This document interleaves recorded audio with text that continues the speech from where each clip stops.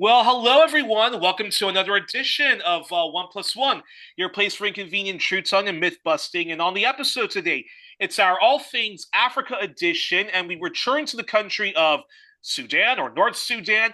Possibly might explore the historical controversy over Darfur, and possibly maybe we'll talk about South Sudan. My guest for the hour, or however long he can grant his time, is our returning champion, Harry Cross. Harry is an independent consultant, academic, and researcher who's done field work and research in the Middle East or West Asia, where he has spent extensive time.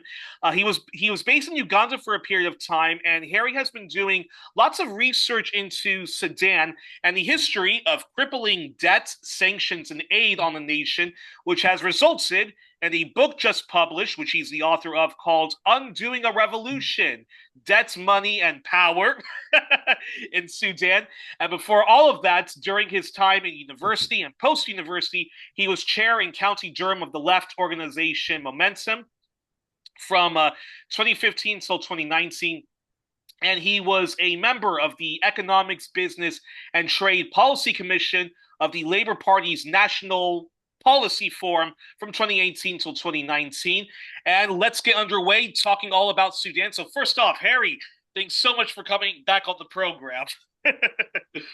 It's my pleasure. So, yes, last time I was here, we spoke about British politics with my hat as an activist on my head. And Exactly. perhaps there'll be time for another podcast on that sometime soon.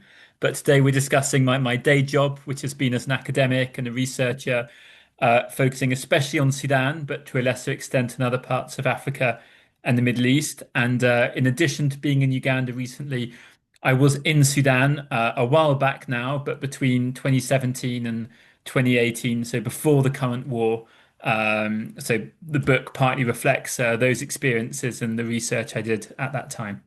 Well, and exactly. And oh my gosh, and like I so wish I could. I so wish I had 2 hours of your time because I would love to talk to you about British and French politics. But we are going to have to do that for another time.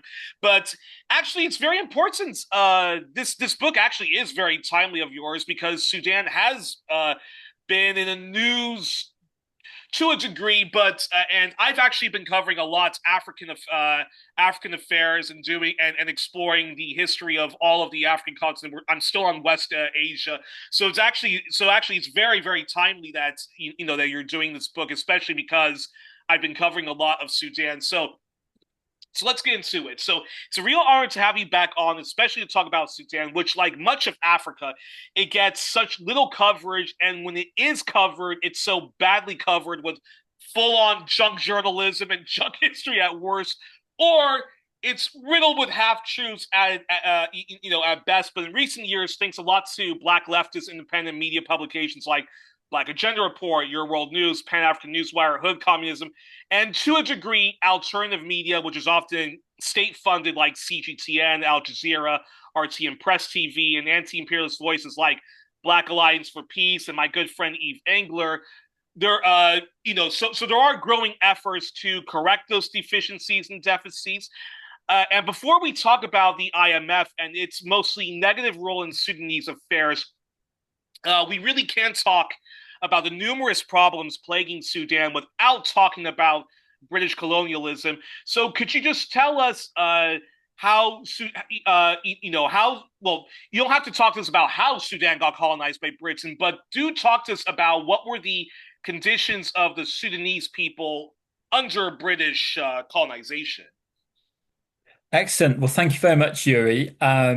So in the 19th century, Sudan was invaded by Egypt in 1821, and it was governed as part of Egypt or arguably an Egyptian colony. The word colony can be controversial when we're talking about one African country governing another African country, but I think it's, Exactly. let's say, it was exploitative and so forth. It was governed by Egypt for most of the 19th century until 1885. Egypt was itself part of the Ottoman Empire, and a series of unequal treaties between the Ottoman Empire and Britain and other European countries opened the Ottoman Empire to free trade, which means that from the 1830s on, we've got lots of British people, but also Germans, French, you name it, coming into Egypt, coming into Oh, Sudan wow. as independent Interesting. business people. So it's a sort of like free trading empire. So the Egyptians are running the show, but the people governing Egypt are themselves Lebanese, Turks, people from the Balkans. So the sort of bureaucratic class of the Ottoman Empire. And then all of that comes to an end in 1885, when there's an Islamic religiously inspired uprising in Sudan, called the Mahdiya, led by the Mahdi, based on Islamic beliefs that the Redeemer of Islam will come back at the end of days. So a man claiming to be the Mahdi leads a religious uprising against Turkish Egyptian rule in Sudan, and he kicks out the Egyptians, but as well all of these other sort of European or Middle Eastern or Balkan administrators who they have, Interesting. including Gordon of Khartoum, who's called retrospectively Gordon of Khartoum, a British officer who's remembered in Victorian England as this sort of wonderful, saintly missionary figure, Like Cecil bringing Rhodes. exactly, bringing civilization to dark corners of the globe. But the basic fact is he was the governor of Sudan at that time, and not in the British Empire. In the Egyptian division of the Ottoman Empire. So a quite interesting setup. And so he becomes a sort of celebrated cause in Victorian England that he defends Khartoum unsuccessfully. It's taken by the Mahdist supporters. He's killed. So there's these demands to retake Sudan. And at the end of the 1890s, Britain reinvades Sudan from Egypt and conquers Sudan in an army where most of the soldiers are Egyptian, but where the people leading the army are British. So Sudan is then conquered. The leaders of the Islamic State at the time are killed. And so from 1899 until 1955, the official status of Sudan is as the Anglo-Egyptian Condominium of Sudan, where Okay. officially it is co-administered by Egypt and Great Britain. But in reality, because Britain already has a lot of influence within Egypt, like a military occupation, and it holds lots of debts against Egypt, the British are really running the show. So, for all intents and purposes, it's a British colony, even though the exact constitutional nature of the setup is a bit different from elsewhere. And so we see Sudan's economy and society being changed a lot in that period. And a large aspect of that is the introduction of cotton and commercial cotton, so mirroring what exists in Egypt, using the Nile waters for irrigation. And that brings Sudan sort of into the global economy as it's dominated and set up by the British Empire. So a small number of Sudanese people become extremely rich through that. A much larger number are working as tenanted farmers on these farms. But we get a very typically capitalist story where ordinary people's lives, decisions, economic incentives, and their wealth and their Exactly. fortunes are pinned to markets for goods in the northwest of England, in the Lancashire cotton mills, in other parts of the world, rather than within Sudan or within the region. And actually, briefly, if it's possible, you already sort of talked about a bit. Talk to us about some of the terrible legacies of British colonization that still plagues Sudan or North Sudan, as well as even South Sudan today. Um, so, yeah, I mean, a lot of the colonial legacies would be things like sort of borders, unresolved borders across Africa and many other parts of areas of the world that were colonized. Um, that's a tricky question because if people say, well, the borders are artificial, which of course they are, and they divide groups that were traditionally historically linked. That's not to say that there's some alternative true set of borders that, okay, if they just drawn the line a bit better, then it would all be okay. I Exactly. don't Yeah. think that's true either. And when you draw a border somewhere, you create a very strong sense of identity with a region, with what is now a nation's in the international political system. So the unresolved problem of borders is extremely crucial. In the immediate period after decolonization, there were very many ways in which the economy of Sudan and many other colonies was still linked to Great Britain. So the colonial state packed up and left in 1956 in Sudan, so several years earlier than other colonies in Africa, where it tended to be the 1960s. But various British companies still operated. Barclays Bank, the Ottoman Bank, which was a British-owned company, Imperial Chemical Industries, Blue Nile Brewery, which was a subsidiary of Barclays and Simmons. So a whole load of British companies, which were the biggest companies in Sudan for about 15 years following independence, and some other European companies as well. There's a French bank, Credit Lyonnais. Um, Sudan's reserves in the central bank are banked in sterling again. So the relations with Britain are key. Trade with Britain is really crucial. Sudan is still producing cotton after decolonization, and most of its cotton is sold to Great Britain. Even more of its cotton is priced in sterling. So there's all these questions and trade-offs. Should we keep a relationship with Britain and British markets? Or should we, hack it out alone? But that's easier to say and, harder to do. And then finally, in sort of the 50s and 60s, and 70s, we do see the nature of global capitalism change, that Britain remains a powerful economic actor with a military presence as well around the globe. But of course, we see the United States rise in importance. So part of the history of Sudan in the first 20, 30 years after decolonization is the way in which the relationship with US capital becomes important as well. The way Sudan gets drawn into other regional questions, such as the Arab Cold War in the 1950s, relationships with Ethiopia, which has a Marxist revolution in 1974. And of course, by the time we get to the 70s, Britain's still present, but Britain has a big brother by then, which is the United States. So that's very much in the picture by then.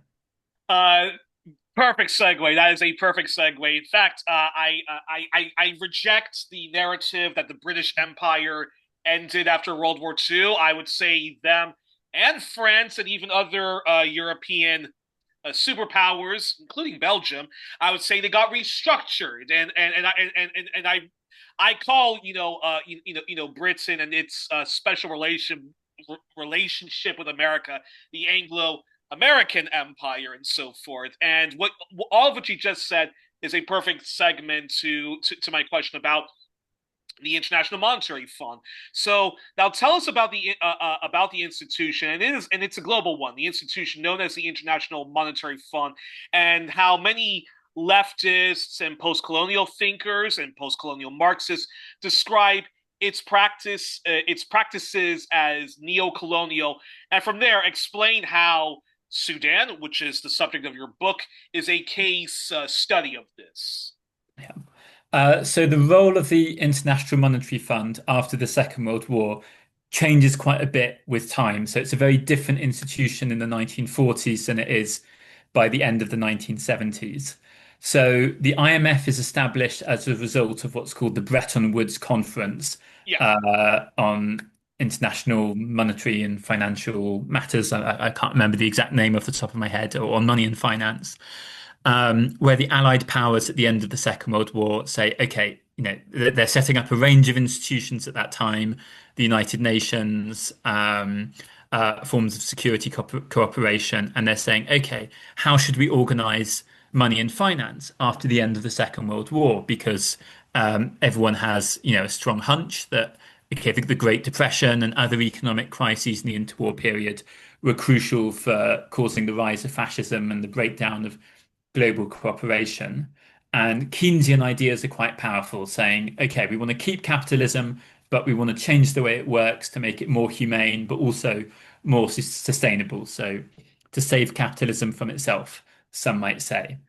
And Yeah. key aspects of that are to say, okay, we liked having a fixed exchange rate. So to say the value of a currency in gold or in terms of sterling or in terms of the dollar will always be the same, because that gives a sort of sense of confidence and stability to people undertaking trade and investment. But we don't want to have what's called free capital flows. So we don't mind money changing country if I'm buying a good from that country, if I'm buying something concrete, because that's the basis of trade and cooperation.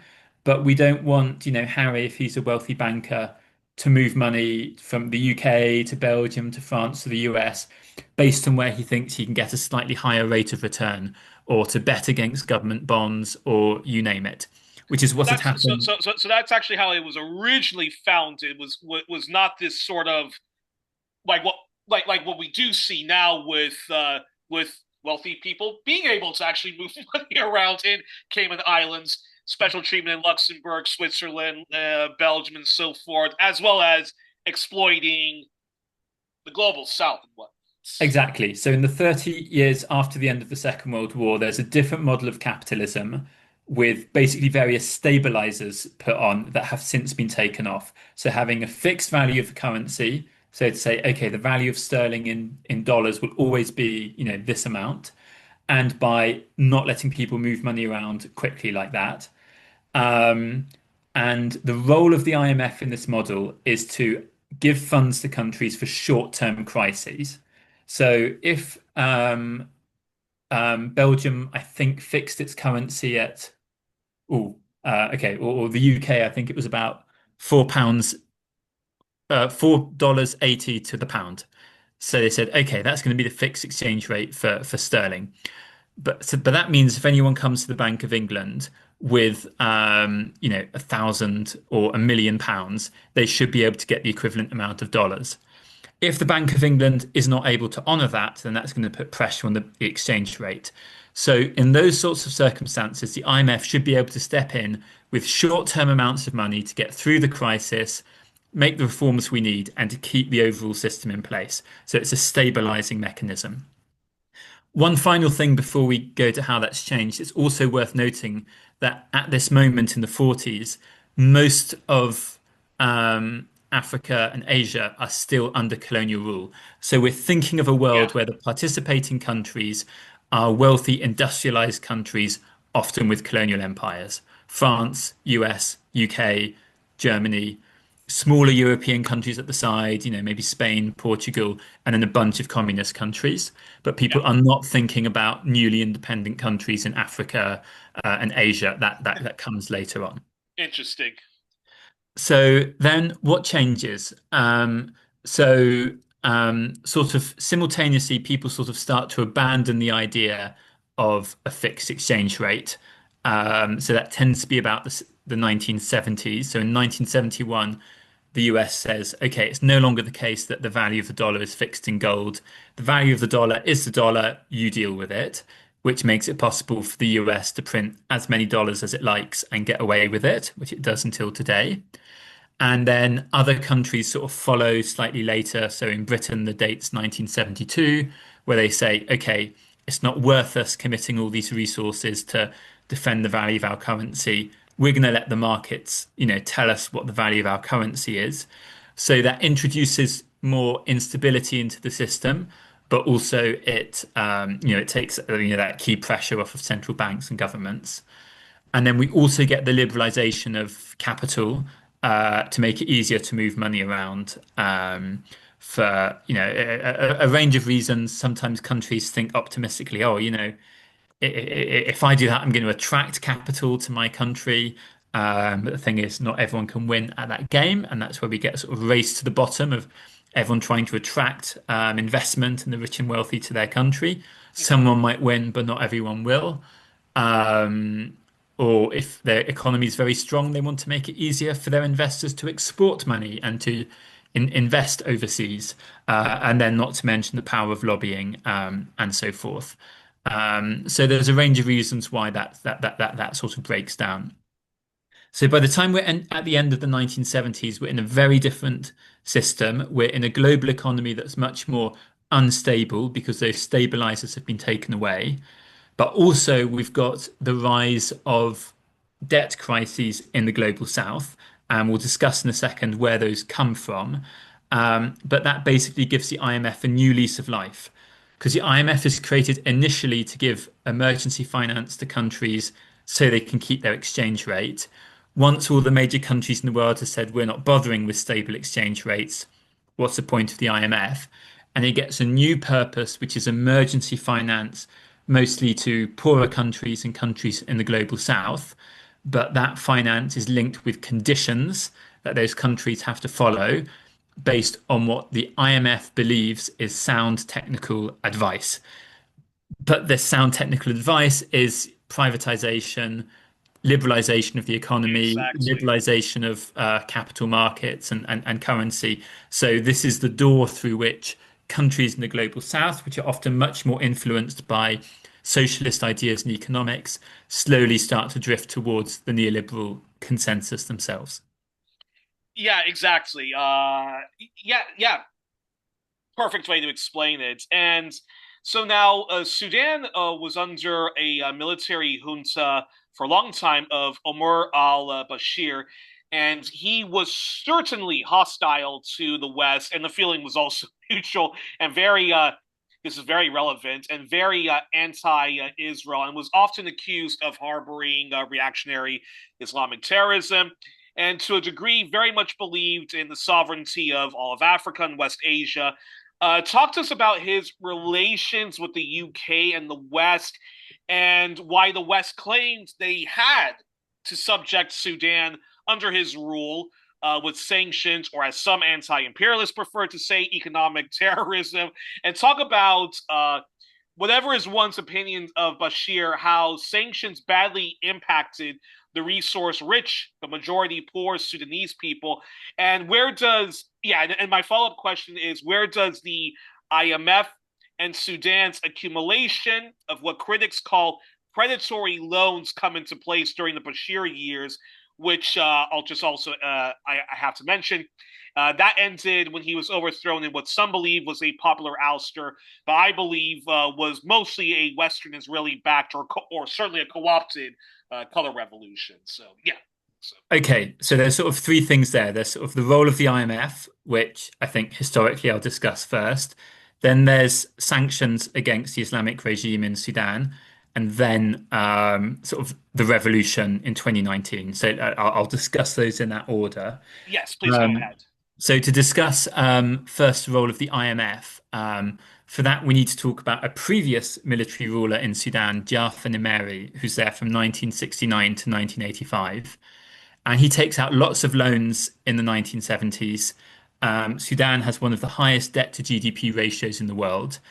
And at that time, Sudan's an ally of the West because it's opposed to Ethiopia that has a Marxist revolution in 74, and because Sudan's close to Egypt after Egypt recognizes Israel, whereas other Arab countries break their relations with Egypt in 1978.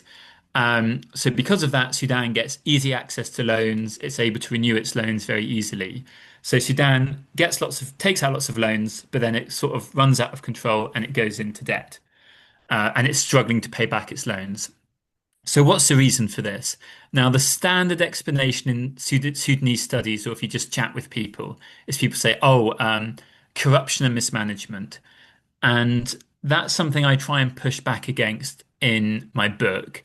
I say it might be true, but it's not very precise and it doesn't explain a lot. Exactly. Um, so if we're talking about corruption, we have to be precise. Who's being corrupt how? Are we talking about a corrupt president, or is it the corruption of the little guy in the office, that we deal with when we come in contact with the state? So we need to be precise in that way as academics. And if we're talking about mismanagement, again, maybe, but then we need to be able to explain what would good management have looked like. And my biggest problem with these two terms is, that they're moralizing terms, they're not analytical terms, and they place the responsibility entirely internally to an African state and an African country. So it's basically saying, oh, these Arabs, these Africans, these Muslims, as you know, they can't really run a country, so of course they're going to go into debt. Exactly. But if we look at the bigger picture in the 1970s, we see that actually it's not unique to Sudan at all. The IMF intervenes in Egypt in the same year as Sudan. You have the Latin American debt crisis in the early 1980s, just before Sudan defaults. So, sort of across Africa, Asia, and Latin America, you see the same things happening.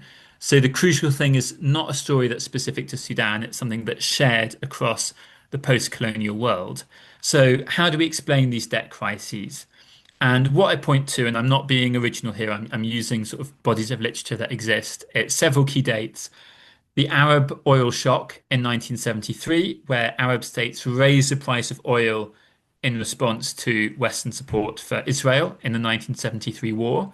And while that's good and profitable for those states, it raises the bill of energy imports for energy importing states like Sudan.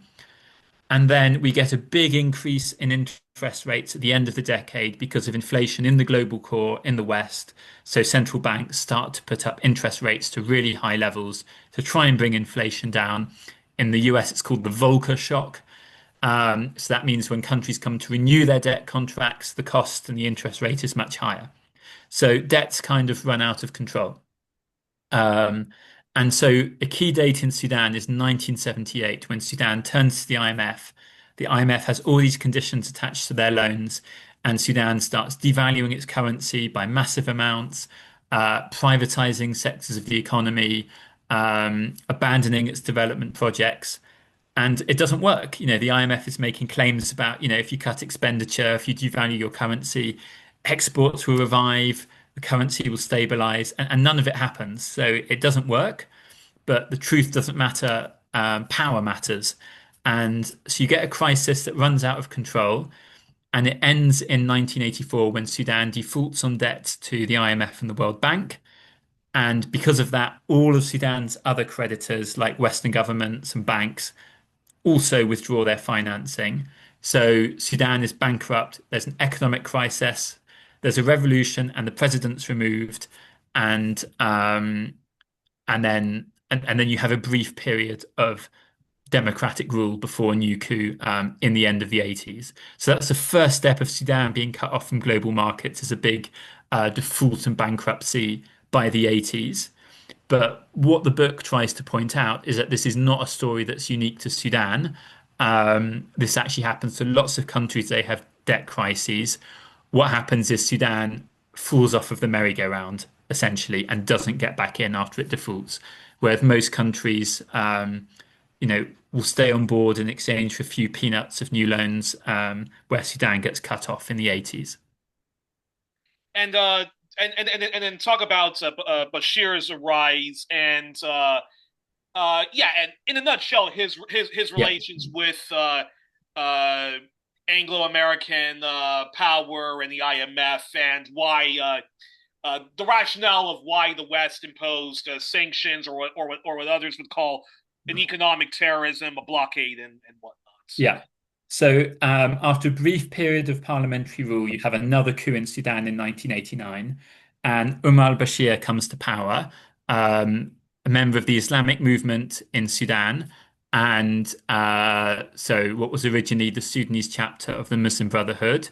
And he is in power in Sudan for 30 years until the revolution in 2019. So until, quite recent events. So a major period of Sudanese history. Um, so it's a change of political leadership in Sudan. It's a change in Sudan's foreign policy that there's sort of, even though Sudan itself is quite poor at the time, the government's raising money for Palestinians during the first Intifada in schools. Sudan aligns with Iraq during the first Gulf War, saying, we don't want Western Okay. interference in the region. And they're hosting all sorts of Islamic militants in Sudan at the time, including Osama bin Laden and Al Qaeda. Um, so there's really quite a sort of foreign policy sort of radicalism. But despite all of this sort of change in alignment, um, on an economic level, they're doing the same thing as every single government that comes before. They go to the IMF, they go to the World Bank, and they say, "Look, guys, I know we defaulted, but we really want a new deal. We want to get back on board. We want, a new package." And there's interviews that I cite in my book of emissaries sent by the new government to Washington to try and negotiate a new aid package with the World Bank. So this is part of sort of the defining feature of Sudanese politics in the late 1970s on. It doesn't matter who's in government, the economic policy is the same. But that doesn't work. They can't get to an agreement. And then Sudan's sort of cut off from the global economy even further by what you've already referred to as sanctions. So in 1993, the US adds Sudan to its list of state sponsors of terrorism. And then from the end of the 1990s, there's a much tougher set of sanctions after an assassination attempt against Hosni Mubarak by a militant Egyptian group who were organizing from Sudan. It's probably not the case that the Sudanese government was really involved in trying to bring this about, but it had been from Sudanese territory. During their first decade in power, the Islamic government in Sudan probably wasn't fully running the show. So there's a really quite strong schedule of Western sanctions against Sudan from that point. Now, a range of things to say about sanctions. Um, firstly, um, so the Western argument is that Sudan supporting terrorism. I and it is true that Sudan is supporting militant Islamic groups at the beginning of the 1990s. They're hosting Osama bin Laden. So, although you and I may not support unilateral sanctions, sometimes you've got to see it from the other side's point of view as well. Okay, like this regime has gone off, you know, the deep end a little bit. But basically, the sanctions work in trying to change the government policy that by the end of the 1990s, the sort of Islamic ideological fervor of the new government has kind of run out, that Sudan's poor and getting poorer. They're under a lot of financial pressure. There's a split in the governing party between the sort of pragmatic military wing and the ideological Islamic wing. So a lot of Islamic thinkers are kicked out of government by the end of the decade. And the government's continuously trying to repair its relations with the West and with the US and the IMF and the World Bank. But the West sort of kind of learns, okay, having Sudan on a sort of financial lifeline is really useful for us because then we just dangle a small amount of money, inject a small amount of aid to keep Sudan afloat for the next 6 months, and we get what we want. So it's really cheap to buy policy influence. And there's several quotations in the book that I have that point that is indeed the conscious Western policy at various points in time. The other thing I'd say about sanctions is um, I do not think that countries have a right to impose unilateral sanctions. I believe that all disputes in the international system should occur through multilateral bodies like the UN. And so if there are to be sanctions, they should be collective sanctions agreed collectively, not countries doing this one by one. And the crucial thing is that when the United States in particular imposes sanctions, they have a disproportionate effect. If Your India, economy, correct. yes, so if India imposes sanctions against Sudan, okay, Sudan can't trade with India. India's a big economy, but Sudan can look elsewhere.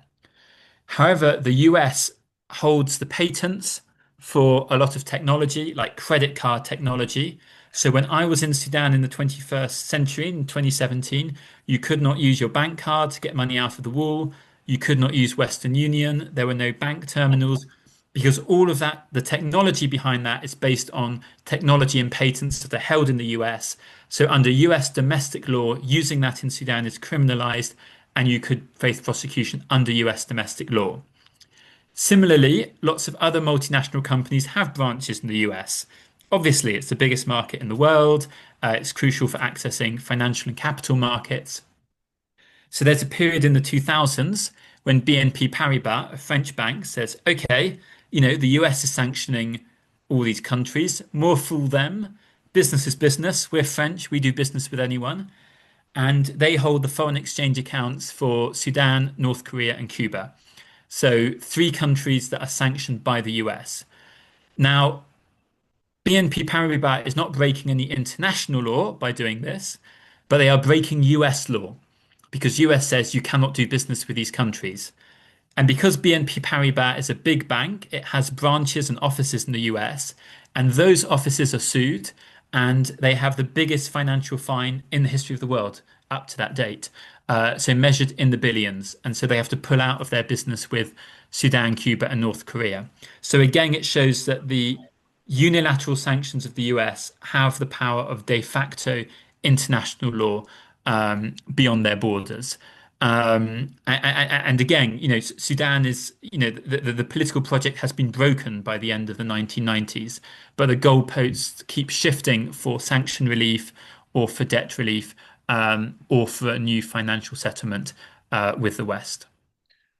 Wow, that's unbelievable, and kind of runs counter to even the idea of a free market. Like, okay, like you said, it's one thing if America doesn't want to trade with Cuba. It's one thing if America has an axe to grind with Sudan. But then the fact that, okay, if America says American businesses can do it, okay, that's one thing. That is your choice, depending on who's in government.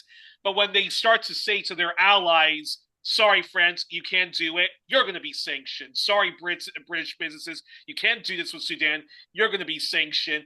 Then not only does that kind of even violate free market ethos, but it just it's very crippling for a country like Sudan, which basically their economy goes into the gutter because of that. Correct? Yeah, absolutely. Now, one of the issues with sort of having this critique in Sudan studies is that the government of Sudan, you know, they are not nice guys. It's a military regime. They throw opponents and dissidents in jail. So that's the first thing. So they're not. I mean, they are pursuing an independent foreign policy based on their understanding, which is informed by Islam and various interpretations of Islam and how to translate that into politics. But they're not nice guys. Lots of, academics in the West, are basically sort of secular leftists. So they say, oh, no, we don't like these guys. And on top of that, there was a civil war in Sudan until 2005 with the South, um, which is largely sort of Christian and non-Muslim. So scholars in the West working on countries in the global South tend to end up liking that country. If I'm doing my PhD on Kenya or Tanzania or Mozambique, I like to go home and explain how lovely Kenya and Tanzania and Mozambique are and how the Yeah. West needs to give them a better deal. But in Sudan, actually, scholars for a whole generation, their sympathies were with the Southern rebels, uh, and why not? But it meant a lot of their academic career was explaining why the government in Khartoum, in the north of Sudan, were absolute bastards. And in many ways, they were, but it meant that you And don't have. this is where the half truths sort of come in. Correct? It's true. I mean, again, it depends. Like, if you're doing and Sudan studies, I'd argue, is quite insular for a range of reasons. Within the field, we call it multiple marginalities. That Middle East experts say, "Oh, Sudan, that's part of Africa," and African studies experts say, "Oh, they speak Arabic and they're Muslims. That's part of the Middle East." So we're sort of cut off from bigger scholarly debates. So everything I said about the history of debt, that's quite an established literature for people working on the history of debt. But people working on the historical studies on Sudan often, maybe they're aware of that literature, but they don't master it because, economics is seen as being off-putting and impenetrable, but it shouldn't be seen that way. Um, so if you're studying Sudan in a way that's very insular and you're only looking at dynamics within the country, then you've got an awful military regime that oppresses political dissidents in the north, political dissidents who often have our sympathies. Sudan has a strong communist party. So if you're a communist in the north of Sudan, you're probably in jail at some point, or you're under surveillance. Um, and they're doing a very brutal civil war with the south. So we don't like the guys in the north. We don't like the government, and we're explaining to the world through our academic work that that's the case.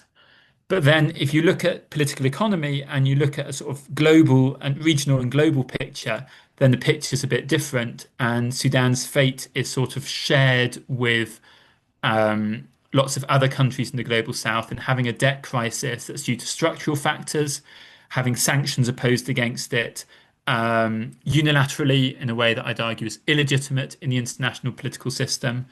And so Sudan's problems cannot be explained solely by how wicked and evil the government in Khartoum is. There's structural factors that are quite common to lots of other countries in the global south. So the book is trying to really draw a lot of those connections for how we think about Sudan studies. And whether we like the Islamist government or not, they're real professionals. They're brutal, but they're professionals. They stay there for 30 years. You and I have never run a country for 30 years, and they've got real like thinkers behind them. Um, and part of me who's been a political activist in other contexts, I say, okay, these people are kind of like the mirror of, communists or revolutionaries or, you name it in other contexts, trying, to govern and hold power in a really difficult context. And I think that's important for the analysis to understand what's going on. Saying that they're wicked and corrupt brutes doesn't explain enough. Perfect segue actually to this question. If it's possible, I was wondering if you could talk to us about. You don't have to get too much into detail, but I was wondering if you could talk to us about the Darfur conflict and the end result of that, because weren't there many additional sanctions that Sudan was already crippled by, and they were given they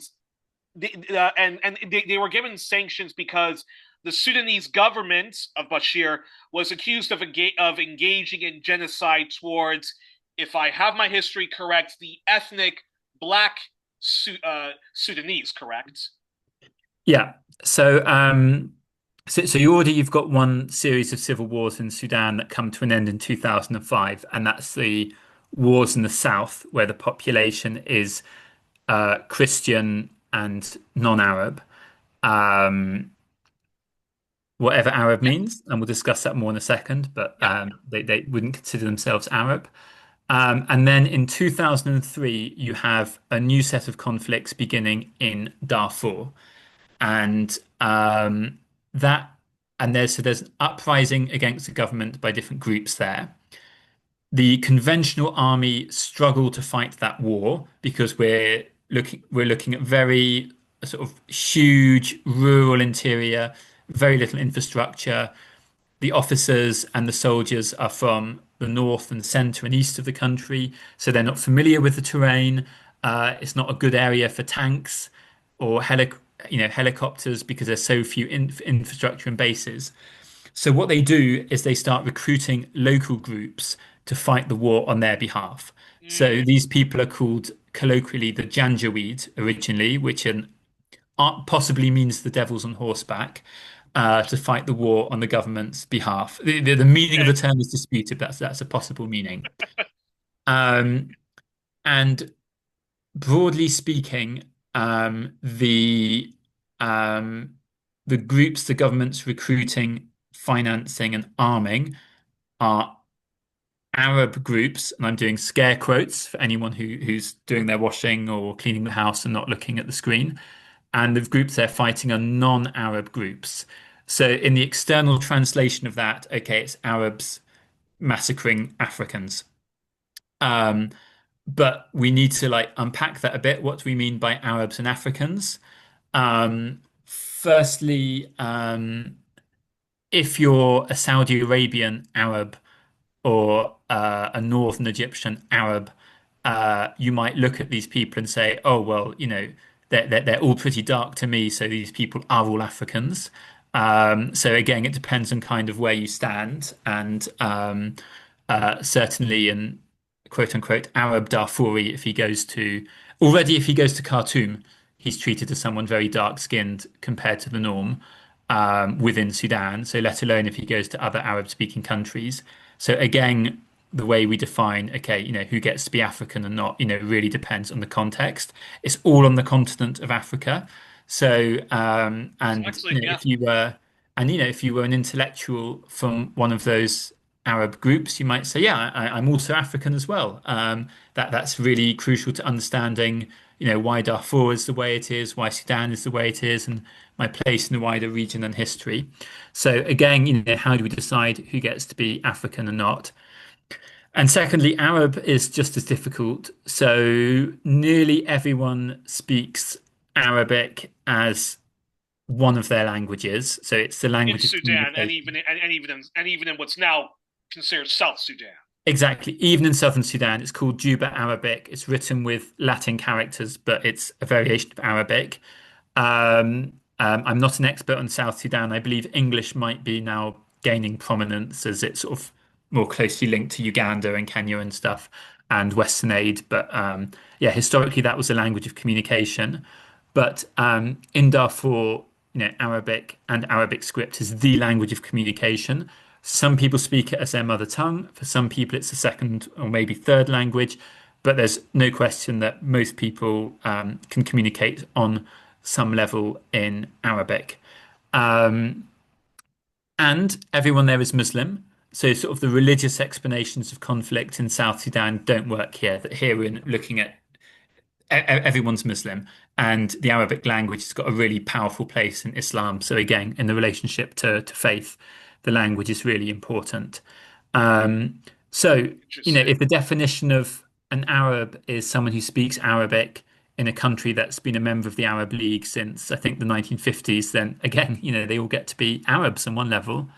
Um, but the claim about who gets to be Arab is often based on lineage, and who gets, and going way back centuries. Um, and these are often unverifiable claims or hard to verify claims. And so there's sort of competing claims of, who's truly Arab, who's truly part of this tribe, and then linked to that is who's been in this region for how long, who has the right to use or to access or to own this land. So there's lots of different claims of um, indigeneity Mm. and it's all competing. So in peacetime, um, these could be seen as quite flexible categories. Nearly anyone from Darfur could say, well, I live in Africa, so of course I'm an African in some regards, if they wanted to. They could say, well, I speak Arabic, Sudan's a member of the Arab League, of course I'm an Arab. But then there's also ethnic senses of, who gets to be in which group, and these get much stronger in conflict, and it gets hardened as well. That if you've got a conflict that's understood as Arabs v Africans, and that's how people on the ground are understanding it, that sort of like flexibility kind of disappears. So you get absolutely ethnically informed massacres and conflicts in this period and since, and again now especially. But I think it's important to stress how, these aren't hard and fast categories determined by our bloodlines. These are things that people are continuously debating the meaning of and which get, shaped by the context as well. Yeah, it's in fact it's very interesting what you mentioned. Because this is where sort of the clash of Pan-Arabism comes into conflict with Pan-Africanism. But if you're actually if you're somebody like the late Muammar Gaddafi, who actually didn't believe that either of those two should have been in conflict with each other, and he was a multiple Pan-Arab, yeah, Pan-Arabist as well as a Pan-Africanist, and in Libya, which I'm going to cover, in a couple of weeks, he actually believed strongly in the indigenous rights of the African indigenous Black Africans of Libya. The late Fela Kuti was a humongous critic of West Asian Islamic influence in not just Nigeria, but in Africa as a whole, as well as a huge critic of European and ongoing neo-colonial European, pan-European imperialism in Africa. It's that's very interesting. When we talk about Sudan, and perfect segue to this question. Now, how did actually, yeah, briefly, how did the conflict in Darfur end? Because I believe, and you can correct me if I'm wrong, that the long-term results of these supposedly good, largely Western white saviors and Western do-gooders, and even multiracial ones, when it came to Darfur, was the breakaway and largely internationally recognized breakaway region and the country of South Sudan, which I'm curious, as someone who has studied Sudan, and you can speak to a degree and even read Arabic, what caused that to happen? And was there any way that there could have been another way forward in which South Sudan remains a part of Sudan? And because tragically, South Sudan has largely been in a civil war, which they're still largely struggling to overcome, correct? Yeah. So, obviously they're related in some way, but they are quite different conflicts. The wars in the south and then in Darfur in the west of Sudan. So there's two big civil wars in South Sudan after independence. The first is from 1963 to 1972, and in that period, the southern rebels are explicitly calling for secession. They want to leave Sudan. Um, they're getting support from a lot of logistical support from Israel. My friend Yotam Gidron, who's interviewed former, Israeli agents for I think his master's thesis in Hebrew, has written a lot about this, and he's published a book, Israel in Africa, which Wow. looks at Israel's relation with African states in general, but including South Sudan. Um, so in that conflict, the southern rebels are calling to leave Sudan. But rather than that happening, the conflict ends in 1972 with a negotiated settlement. The agreement signed in Ethiopia, where a federal structure is established in Sudan with more powers for southern Sudan. So you get a war calling for secession, ending with a political settlement, and to a degree, it's African solutions to African problems. It's an internal negotiation within Sudan, mediated by Ethiopia. Fast forward 11 years, and oil is discovered in southern Sudan. In 1983, the borders between the south and the north are redrawn by the government to shift the oil areas to the north, and the autonomous Oh, powers of the wow. south are revoked.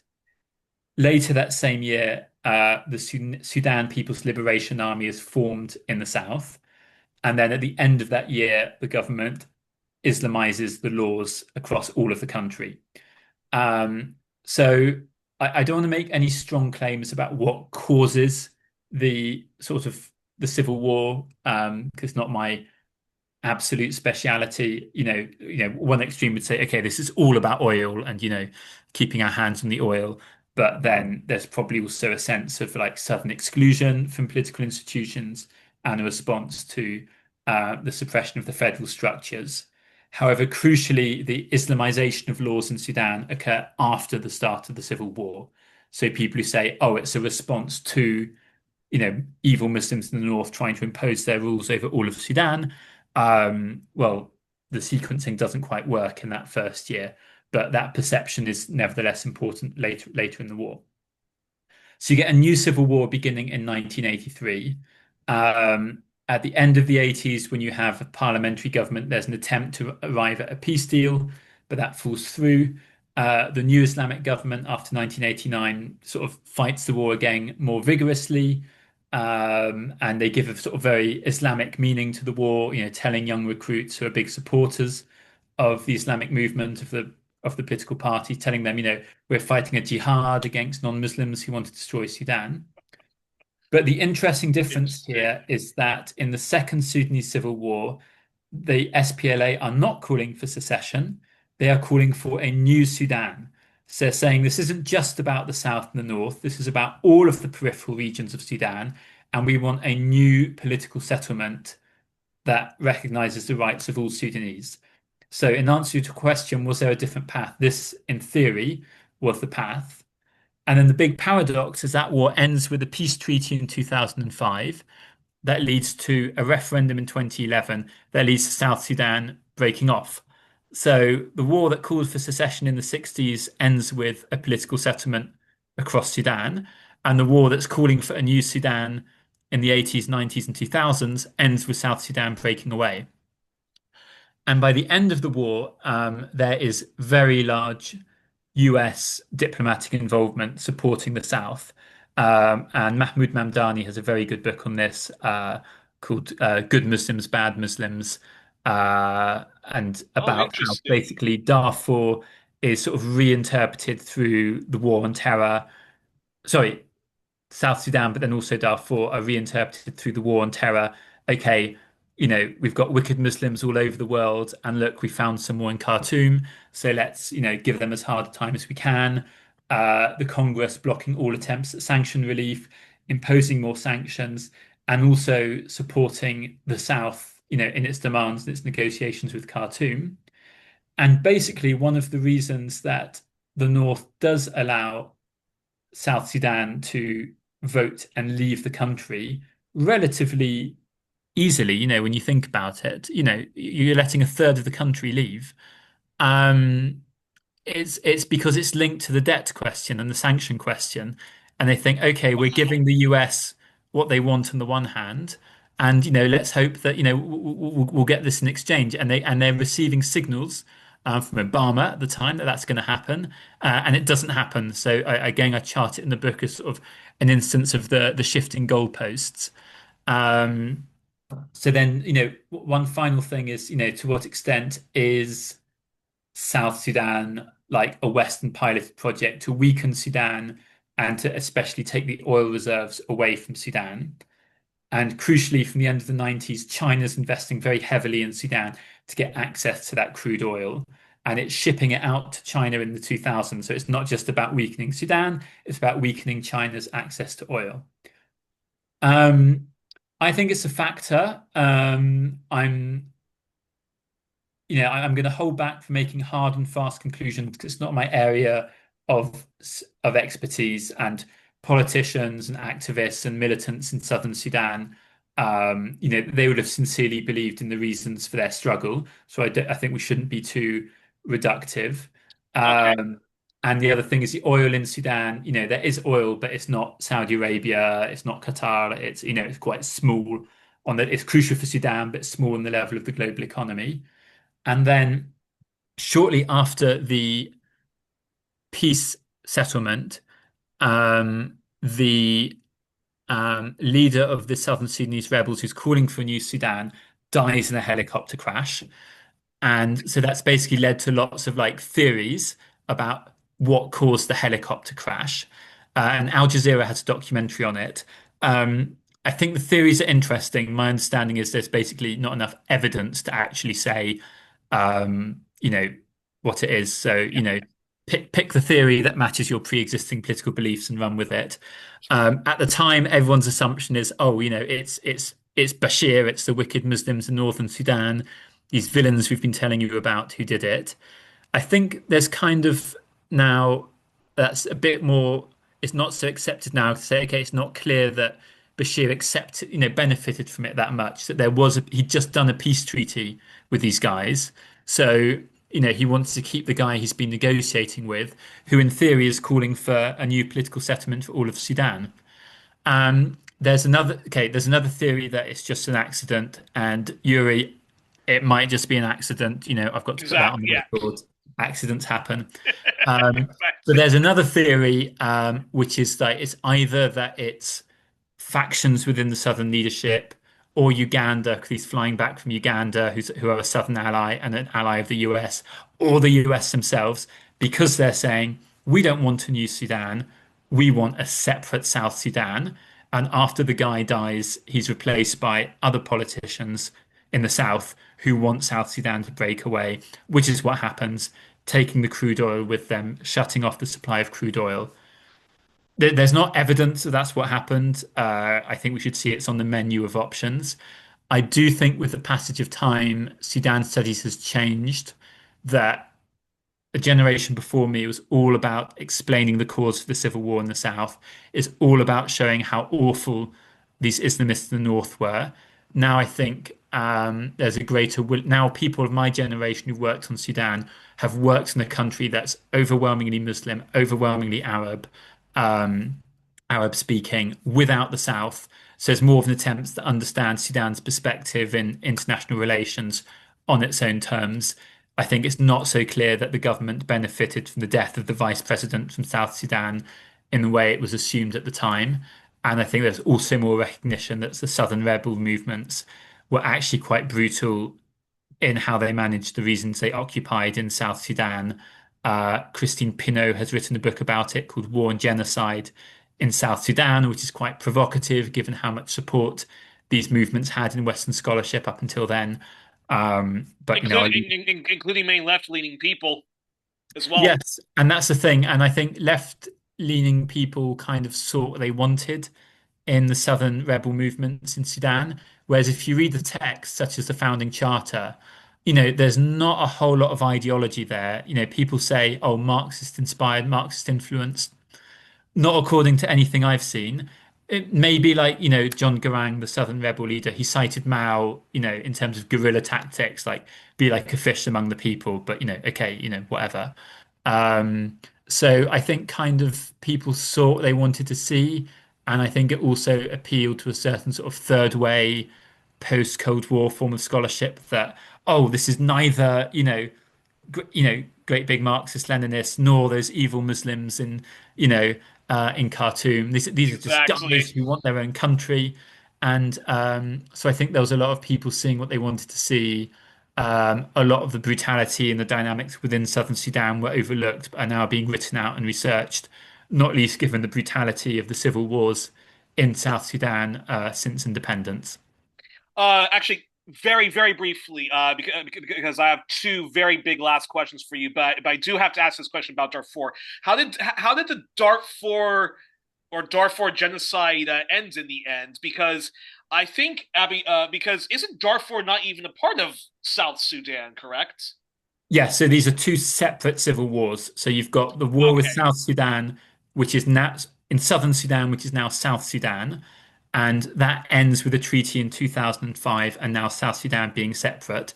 Darfur is separate to that. It's still part of Sudan today, and the Darfuri rebels are at no point explicitly calling to leave Sudan.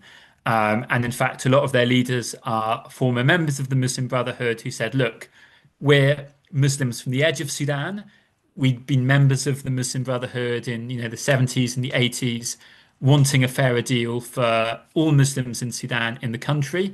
And yet, once again, now the Islamists are in government. It's all been co-opted by, the bourgeoisie or the elite from the center. Um, and that war really takes off just as the war in the south is coming to a close. So you've got a series of peace treaties in the 2000s, but they all struggle because they don't bring everyone on board, basically. So the level of violence goes up and down, but it never quite gets to zero. And then in 2020, after the government's been removed from power by a revolution, there is a big peace settlement with rebels all across Sudan. And that, in theory, brings the conflicts to a close. And various people from what had been the Darfuri opposition are brought into the government of national unity. And some of them are still there today. Wow. But the civil war that begins in 2023, and we'll probably get back to this in the next question, basically reignites that conflict, as it's the paramilitaries that were founded to fight the war in Darfur. So originally called the Janjaweed Devil on Horseback, but who are given an official existence in 2013 as the Rapid Support Forces. They make a dash to seize power in Khartoum, in the national capital. A civil war breaks out between them and the conventional armed forces. And basically, since then, they've controlled the west of the country, including Darfur. That's reignited the ethnic conflicts and other armed fightings in Darfur. But the fighting as well has spread, to the national capital. So it's basically the war in Darfur breaking out of its confines. Wow. That's thank you so much for breaking all of that down. I'll just say I have to mention a quick thing because we mentioned some of our friends on the left, however Trotskyist or third way, neither Washington or Beijing sort of thing, but I think a lot of the folks who support the South Sudan thing wrongly. I don't know how you even get this, but they wrongly thought that the South Sudan secession stuff was related to Darfur and thought that Darfur was part of South Sudan. Many actually believe this, and I think this is where one even has to be careful of a lot of media, which is deliberately targeted at left-leaning anti-imperialist folks. Best example of that is Al Jazeera, which is a Qatari-funded outlet, because they kind of recycled the sort of simplistic, oh, this is a sort of an ethnic conflict, and oh, when South Sudan gets their independence, everything's going to be all hunky dory. And then those who follow the humanitarian work of George Clooney, who was often doing a lot of the bidding of the Obama administration and was sort of finger wagging at the George Bush administration. You guys aren't doing enough to help out the people of Darfur. You guys need to sanction Bashir more. So there's all of these stuff, and even when you watch outlets at Democracy Now, this is what this is why I was asking in the beginning, what are the half truths or any of this? Because a lot of stuff, a lot of times in Africa is covered. At worst, it's just junk journalism and junk history, or at best, there's a lot of like half truths, but word is the truth starts and then the propaganda begins. So thank you so much for breaking all of that down. And that leads to, my second to last question, which is how do you explain the causes of the civil war, which I believe is happening in North Sudan, which many, anti-imperialists say was brought on by Western imperialists. They'll say that British, America, Canada, much of the West and the Gulf monarchs have largely been supporting both sides. And then recently, in response to the Gaza genocide and the growing Palestine solidarity movement, there's been efforts by Pan-Africanist leftist movements and Africa solidarity folks to connect Western imperialism and complicity that fuels the injustice that we see in Palestine, with Congo, Sudan, Haiti, and elsewhere where you have indigenous people suffering from settler colonialism. So I'm curious, how do you explain the horrendous civil war in North Sudan and the West and its proxies' complicity to it, and what would truly be an anti-colonial solution to what we're seeing in the Sudan, or as some people say, North Sudan currently right now? Yeah, so to sort of narrate recent events, so to go back to 2019, you have a revolution in Sudan, and that brings down the military president who's been there for 30 years, who we've discussed earlier, the Islamist ruler Omar al-Bashir. Yeah. And one of the things I highlight in the book is, that those protests begin as cost of living protests over the price of bread and oil and petrol. But the reason the government's removing subsidies to these goods is because the IMF is telling them to do. So we've got again a very clear link to this history of debt and the role of the IMF. But when the Islamists do it, Western scholars all say, how corrupt, how cruel, what mismanagement. And then you said it was a coloured revolution. I wouldn't agree with that. I think it was, a genuine and Okay. sincere revolution. Um, it's also sometimes referred to as a coup because the crucial moment occurred when the military said, okay, Khartoum's blocked off, we've got protests across the country, we've got a general strike, we've got to get rid of this guy. So, like, all of the lieutenants get rid of the general at the top. So, Bashir, and then basically. they negotiate with representatives of the civilians to get a transitional agreement that divides power between the military and the civilians for a transitional period. So, depending on how you look at it, you can say it's a revolution, which I would argue that it is. But the crucial actions taken by the military, and we've got this big issue throughout. The military have the guns, and the citizens don't. But still, there's a crucial moment in 2019 when soldiers refused to fire on the protesters. And I think that's quite a crucial moment. So, it's a line in the Internationale, the international song of communist movements, that says, that uh, one We day, don't. soldiers will learn our bullets are made for our own generals. So that crucial moment when the soldiers side with us. And I think in what happened next, people should have thought more about how do we preserve that moment.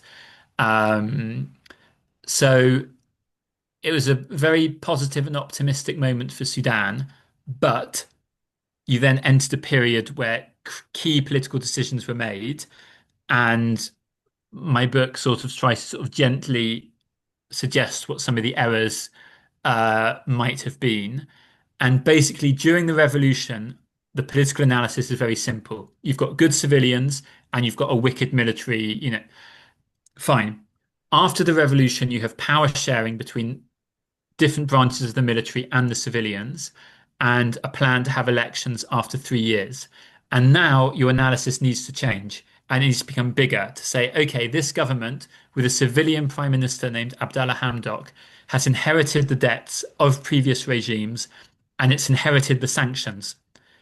So suddenly, it's not just the bad military. We've got these sort of bad foreign governments who, have imposed sanctions and imposed debts on Sudan. And although the military, before they eat us, we see their teeth and we know they're going to eat us, to use the Malcolm X quote. But when the Western governments come, what do we see before they're going to eat us? A nice big smile. And they say they're our friends. They say they're friends of Sudan. That they're sending all these technical advisors and money for supporting democratic transition. This big US front called DT Global and Democratic Transitions Global. And activists were a little bit too uncritical. And they said, okay, our last president was really wicked, which he was. He was hated by the West, and we had sanctions imposed on us. So clearly, that's the fault of our wicked president. And the West just realized how wicked he was and he punished him. But now that he's gone, we're going to get rewarded and the sanctions are going to be lifted and our debts are going to be cancelled. And guess what? That didn't happen. And the IMF officials came back asking for the same policies. And so the transitional government, again, privatized industries, devalued the currency, liberalized the economy, and lifted subsidies on the same goods. But now that it's a nice Western educated liberal doing it, what do all the African studies experts say? Ah, how smart, how competent, what courage to make the much needed reforms to Sudan. And it's the same policies, Yuri. It's the same policies that the Islamist government was doing, a year or two earlier. Oh my Um, God, it reminds me so much of the foolish people who supported the non-existent Syrian rebels and non-existent Syrian moderate rebels. Yeah. yeah. So there's a real failure of analysis. Um, and the country gets a lot poorer in that period because of the West. And finally, Sudan gets sanction relief in 2020, but it's in exchange for Sudan recognizing Israel. And you may remember Sudan's name was attached to the Abraham Accords in that period. So again, it's all linked, and it's linked, explicitly, in the media, as a United States condition. And Sudan signs a 335 million debt to the US as a victims of terrorism fund that Sudan pays compensation to the Yeah. US for the East African embassy bombings in the 90s, where Sudan's involvement was really kind of like tangential and not demonstrated. Where Sudan bombed, the US bombed Sudan under Clinton. They bombed a pharmaceutical factory, and there's no parallel compensation for that. Um, Exactly. so these completely unequal treaties. And I mentioned earlier in our interview briefly that there was a revolution in 1985 in Sudan against an earlier military government, against earlier austerity policies imposed by the IMF. And at that time, protesters really did draw the link between the regime in Sudan and the West. They were protesting in front of the US embassy, burning the American flag, chanting the World Bank shall not rule us, because the military president had been an ally of the West. Whereas the military president in 2019 was not an ally of the West. So lots of people, both activists, but also scholars and technical experts, really missed the moment and the analysis, in my opinion. And that's something I'm trying to argue in the book.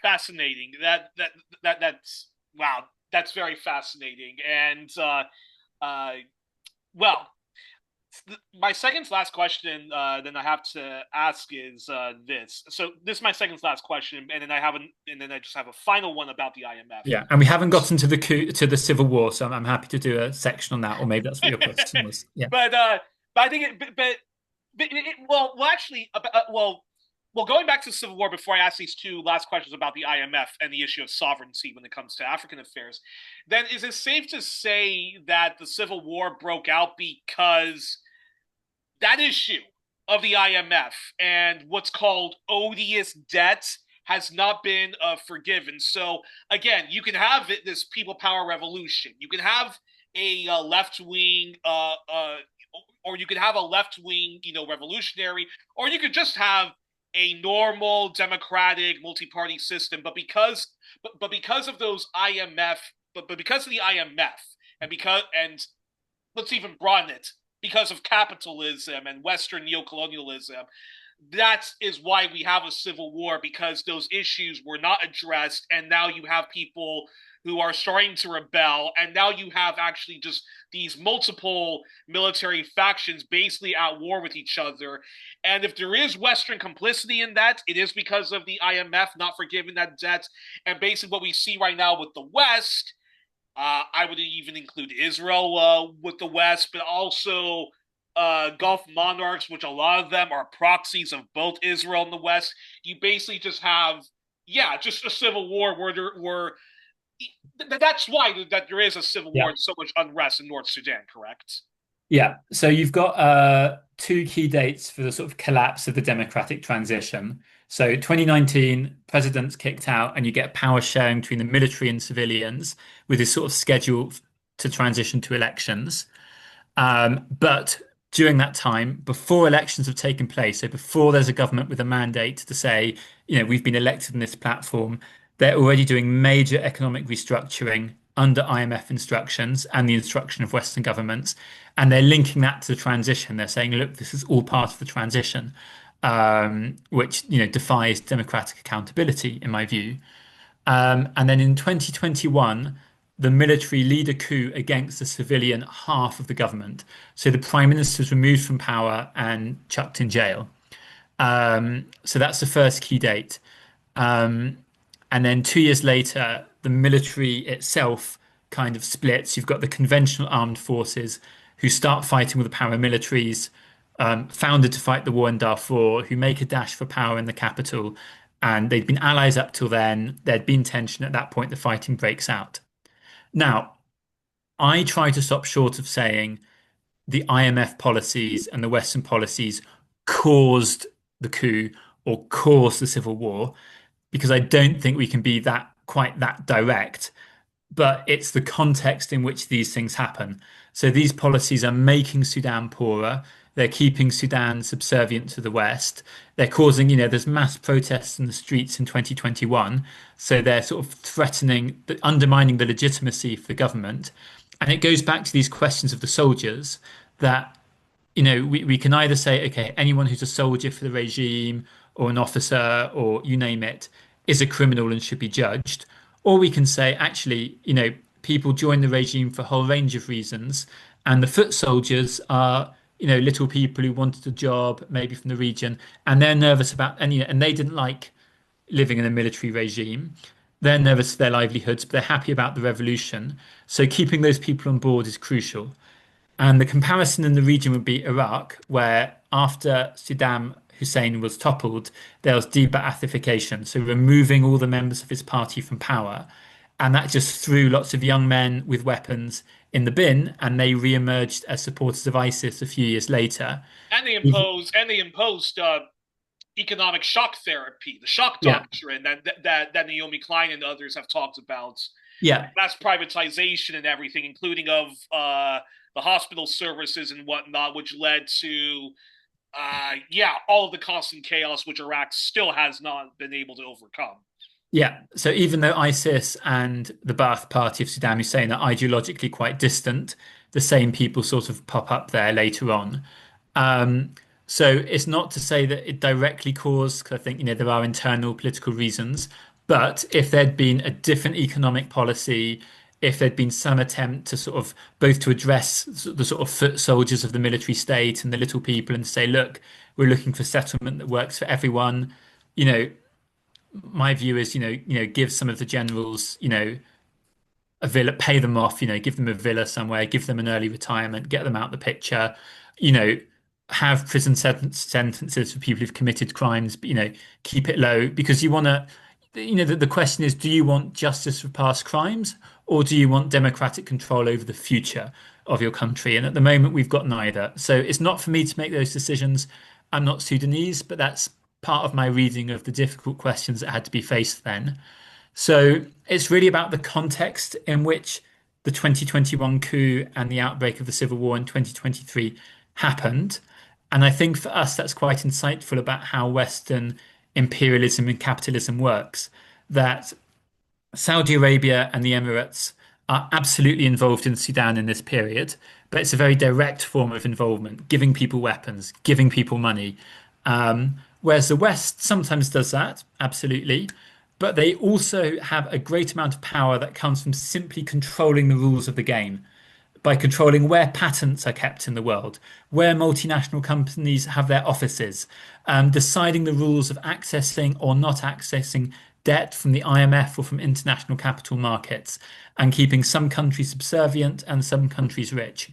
So I think that's how we should understand the situation in Sudan.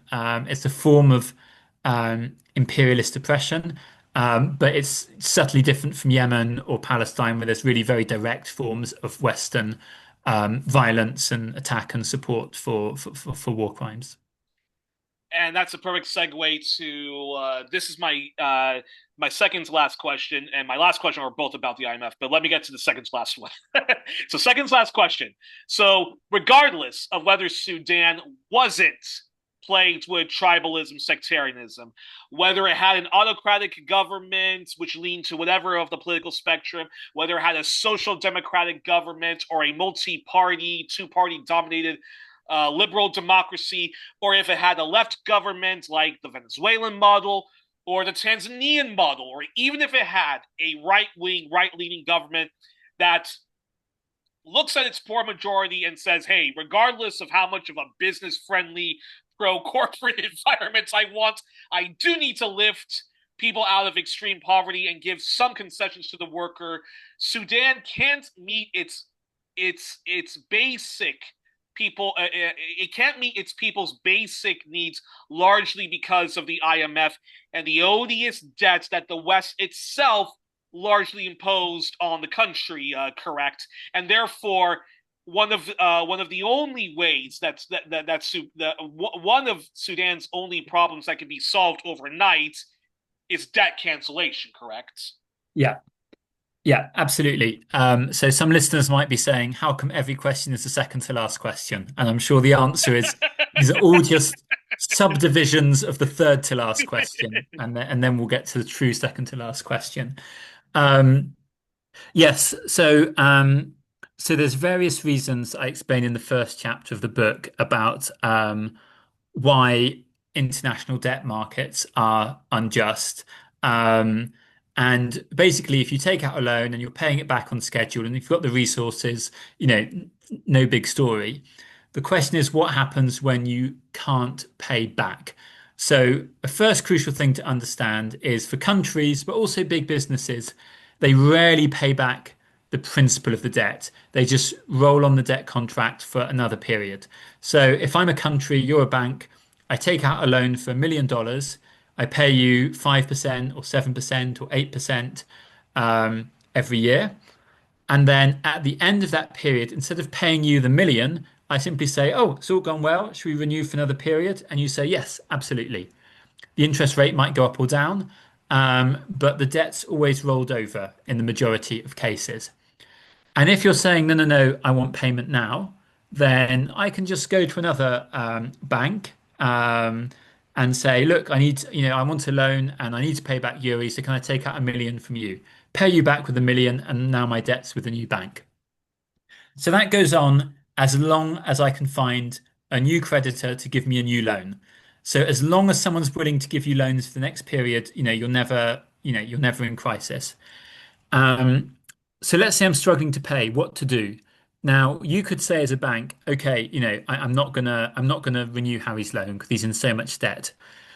But then the issue is that could be a problem for you as well. You lose the $1 million. If I say, okay, well, I can't pay you, you're not renewing, okay, goodbye, So often people say, okay, we'll renew for another period. You keep paying us 7%, a year because you are managing that. But this time you really sort yourself out. So there's sort of like, so when it starts to break down, then it's a problem for the creditors as well because they want to keep the money coming in.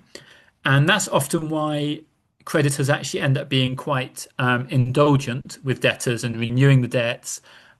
again and again and again, what we call extend and pretend financing, until they decide collectively, okay, this is out of control, we're not doing this anymore, and you can't get a new loan from anyone.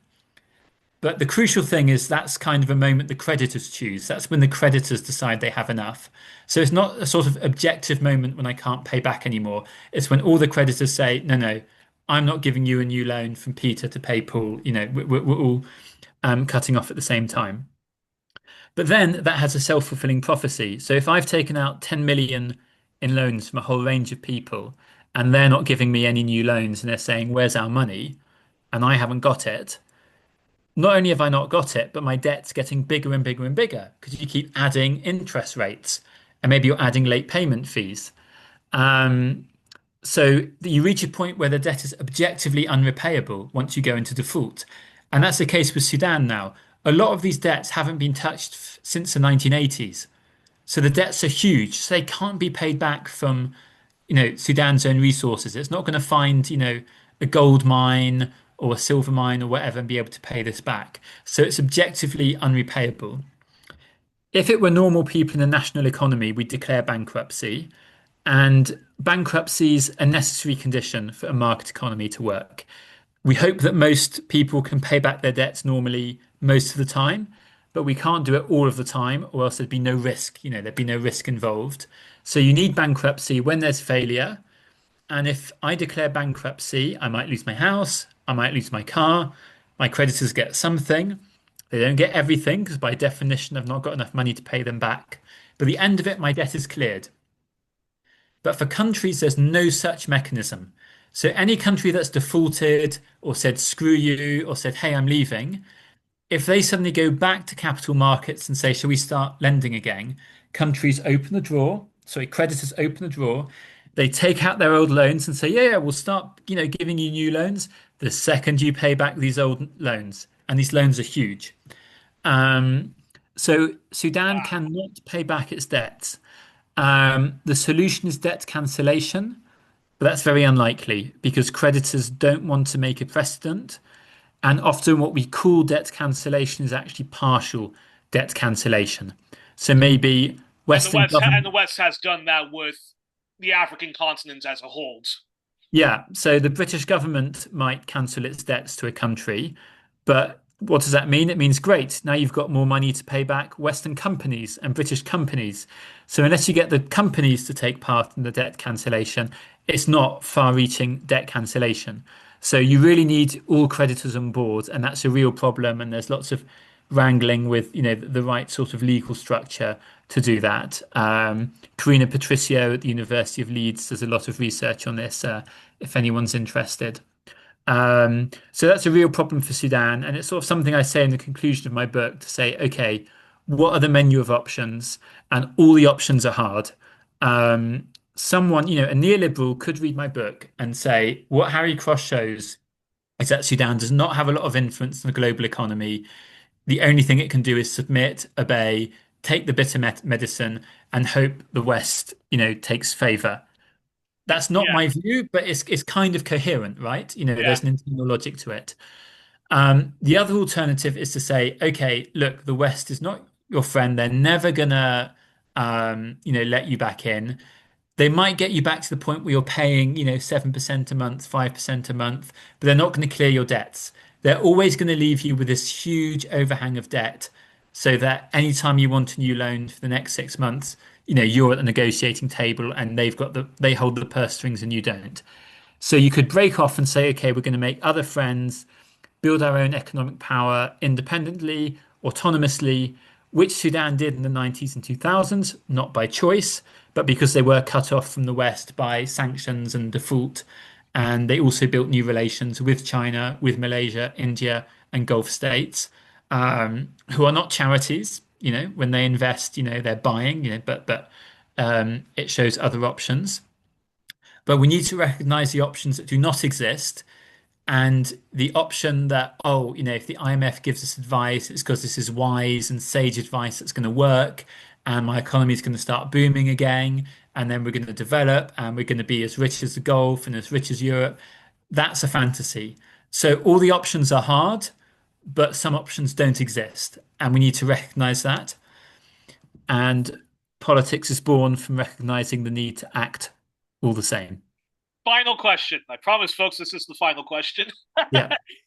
Lastly, do you think, uh, in memory of my hero John Pilger, in fact, I have two of his books where he devotes a lot of time to the IMF, the World Bank, and he calls it globalization. And so, lastly, do you think it's long overdue that the IMF was abolished? And why do you think Marxists, leftists of whatever school of thought, anti-capitalists, and those involved in anti-imperialist movements, be it Latin America solidarity or Africa, why both why they need to campaign on abolishing institutions like the IMF?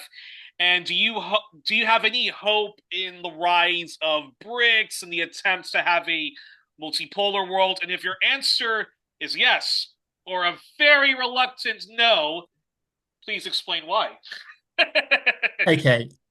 So firstly, abolishing the IMF, yes, why not? But interestingly, the IMF is only a small part of the money that's being lent to Sudan or other countries. So what happens is when you have a debt crisis, all the creditors get together and they say, okay, no new money from us unless you go to the IMF as well. Why? Firstly, because IMF loans are softer, that their terms are easier once you get it. So often we get scandalous cases where the loans from the IMF are used to pay off the loans to other creditors. So we saw that happen to Malaysia in the 1990s, but really, in lots of cases. Um, and secondly, because the IMF has, this theory of, oh, we send in the technical experts and we give you a debt restructuring program. So Western banks, Western governments, they say, well, we're not each going to do that individually. You go to the IMF, and so long as you're doing what the IMF is telling you to do, we're happy. So, even if we abolish the IMF, the problem's not the IMF in isolation. It's global capital markets and how creditors in the West act together and when they need to act as a unified voice and impose conditions on former colonies that are not in their interest. So abolish the IMF, why not? The problem's bigger. And secondly, who would abolish the IMF? I don't know, the UN Security Council or General Assembly might be hard. Boy, and there's a lot of radical reforms we got to do on that United Nations too. Yeah. But what we really need to, think about is just unilateral disobedience. Say, okay, you want your IMF, keep your IMF and goodbye. And, enjoy the rest of your life. And we're going to go and do our own things over here. So, the debtors strike to say, okay, we're all going to leave. And that's the real way you abolish is you just opt out and you say, good luck and enjoy the rest of your lives. And that's what BRICS says in theory on paper is, we're going to build alternatives to the World Bank and the IMF. So obviously I support that. The issue is words and actions. So if you look at the amount of global reserves banked in different currencies, about 60% of global reserves are banked in US dollars. So that's like a huge underwriting of the value of the dollar in global markets. Um, Secondly, about 20% are euros, and then UK sterling, um, Japanese yen, and a third, I think maybe Canada in combination, that's another 20%. Add Australia, add New Zealand. So basically, you've got, oh, and Swiss francs. So you've got NATO countries, Australia, New Zealand, Japan, so military allies of the US, together contribute about 95% of global financial reserves. And the biggest currency of an independent power is China, whose currency is about 2.5% of global reserves. So if you just look at the words of political statements by BRICS, you think, yeah, we're going, we're doing it. And then if you look at hard data like that, you say, okay, we're just at the level of words. And the financial power of China and Saudi Arabia, and you name it, comes from the money that they've banked in dollars, which is also why they don't want to blow up the dollar overnight because they own loads of dollars. So, if they said, right, we're not accepting dollars anymore for petrol or Chinese exports, a lot of the value of their reserves kind of going to disappear quite quickly. Um, So I think the solution is relatively simple. And, the metaphor for worker capitalist relations would be a strike to say the issue is indeed the IMF and the World Bank and Western finance. The solution is disobedience. We don't need to abolish it, but just say thank you and goodbye. And we build alternative relations and we just need to opt out. But we need to actually do it and we need to have that clarity because everyone agrees with this in words and a lot of African, Caribbean, Latin American, Asian governments will say this, at international fora and so forth. But I see very little of it happening, except in cases of really severe economic siege, like in Sudan and Russia. So that's where we are. So if we say the truth, maybe action, that makes it easier for action to follow. Fascinating. So much more I could say in response to Bricks, but you've been very generous with your time, and so I don't so don't want to continue any longer. But fascinating. Well, we were joined on this edition of One Plus One with our All Things Africa edition discussing Sudan with our returning Sudan and the IMF, and with our returning champion Harry Cross. Let me remind folks that Harry is an independent consultant, academic, and researcher who's done field work and research in the Middle East and West Asia, where he spent extensive time, and he was based in Uganda for a period of time, as well as Sudan. And Harry is now the author of the book Undoing a Revolution, Debt, Money, and Power in Sudan. Folks, do get it. I cannot wait to get my own copy. Harry, thank you so much for coming on the program. It was a real honor to have you back on, and I learned so much about Sudan from you. So thank you very much for that. And just before I stop recording, reminder, folks, One Plus One. I've been unable to share widely on my personal Facebook One Plus One's content. So if viewers and listeners could please share widely this episode and past episodes in our playlists on various topics to other folks on social media, it would be greatly appreciated. Help our audience grow as well as donate. And otherwise, I have to abandon One Plus One. Until then, all my best. Good night and good luck. And again, Harry, thank you so much for joining us today. Thank you very much. The book is available at Hurst online, Hurst. That's the name of the publishers. Undoing a Revolution, Sudan and the Politics of Debt. The title probably changed since what I wrote on my LinkedIn. And there's a discount code, CROSS25, which was made for another event, not for this podcast, but we can claim falsely that it's a podcast exclusive. CROSS25 at checkout gives you 25% off at Hurst.com.